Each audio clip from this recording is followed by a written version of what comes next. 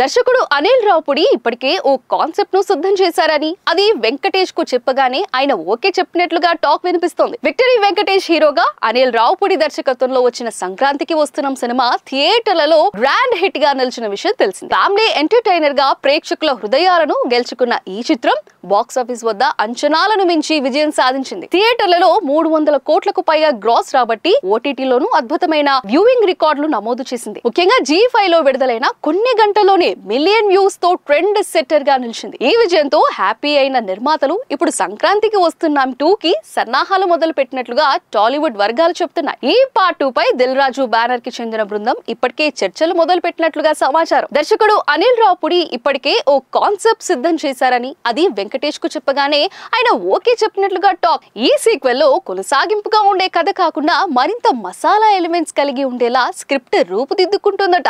వెంకటేష్ ఈ సినిమా కోసం వచ్చే ఏడాది మొదట్లో డేట్స్ కేటాయించే అవకాశం ఉందని అప్పుడే గాసిప్స్ పుట్టుకొస్తున్నాయి.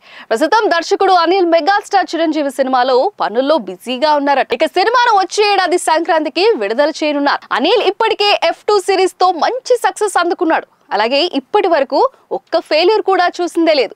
అలాంటి దర్శకుడు మరొక సీక్వెల్ సెట్ చేస్తే పక్కాగా బాక్స్ ఆఫీస్ వద్ద బిగ్ హిట్ గా నిలుస్తుందని చెప్పవచ్చు.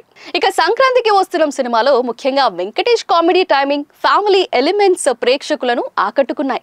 అలాగే మ్యూజిక్, బ్యాక్గ్రౌండ్ స్కోర్ కు కూడా విశేషంగా ప్రశంసలు లభించాయి. ఈ బ్లాక్ బస్టర్ సక్సెస్ కి కొనసాగింపుగా వచ్చే రెండో భాగం కోసం ప్రేక్షకుల్లో ఇప్పటికే ఆసక్తి మొదలైంది. వెంకటేష్ తో పాటు మొదటి పార్ట్ టీంలోని మరికొంతమంది పాత్రల్ని తిరిగి తీసుకునే అవకాశం కూడా ఉందట.